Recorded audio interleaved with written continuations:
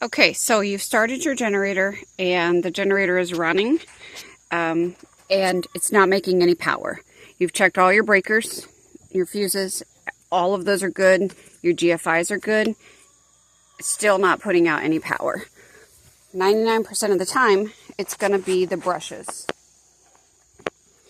They're very, very easy to change. So you come over here and you're going to take these two screws off. You're going to do this with the power off. Do not do this with it running. So if you watch a lot of videos, it's going to tell you that you've got to take this off and you've got to disconnect all these wiring harnesses to be able to get to the brushes. The brushes are right here. This one little screw right here. Super easy. I've already got this one loosened. So let's see. You just take this one screw off. And yes, I know this is not how a ratchet works. It's just easier. Okay.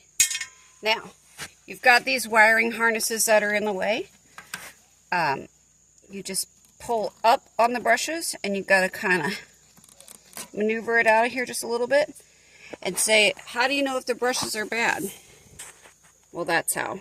It's all melted down and looks like shit. You just have to pull these off of here.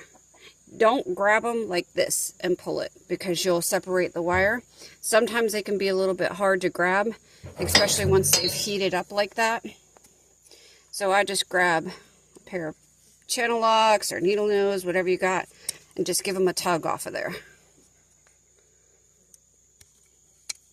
Okay, so out with the old, in with the new. These are what the new brushes look like. Good to go. Not melted. So if you forget which way your wires go, it's got a little thing on there, negative. White is always, well, red's always positive. So just pop those guys back on there. They click right into space. Okay, turn it around any way you can. Getting them back in there can be a little bit harder to do because now you've got these sticking out, but they're springy. So you're just going to tilt it on its edge, lift your wires up right here out of the way,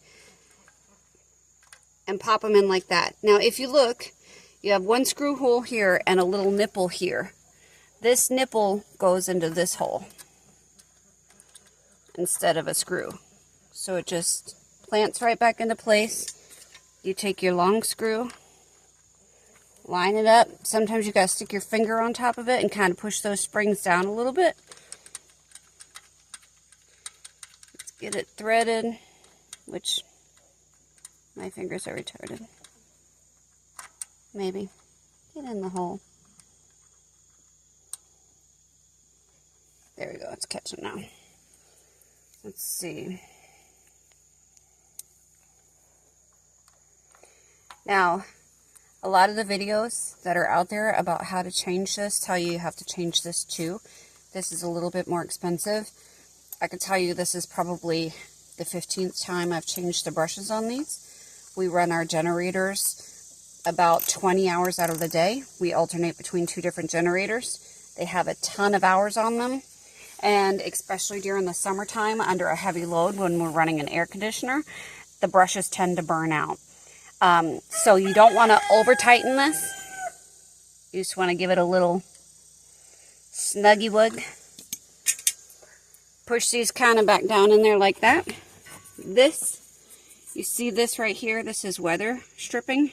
You want to make sure, it's a little bit harder to get it on there.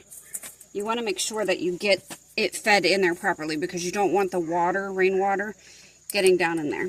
And as you can see, we don't have our generators in a housing, a weather housing, which we should. It's stupid not to. But we don't. So we want to make sure that that's not getting weathered. And sometimes you got to just kind of play with this a little bit to get it to line up good. Now, this is a Predator generator. It is impossible to find parts for these.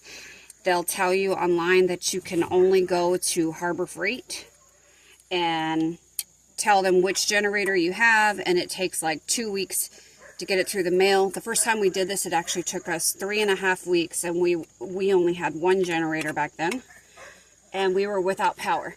So I go on to Amazon. This is which one it is. This will work. We use these in a Predator and a Honda generator. So, and it tells you the different wattage on here. So this is the Predator 9000. Our Honda is the 87, or Champion generator rather, is the 8750. So you just snug these back up. And with Amazon, 2 of these is $6 or $6, and it takes a day and a half to get. So keep a set of these if you live off grid or you're in a storm area where you are relying on your generator for your power. Keep a set of these on hand, especially during the summertime. And that's it. You should be able to start it up now, and it should be making power.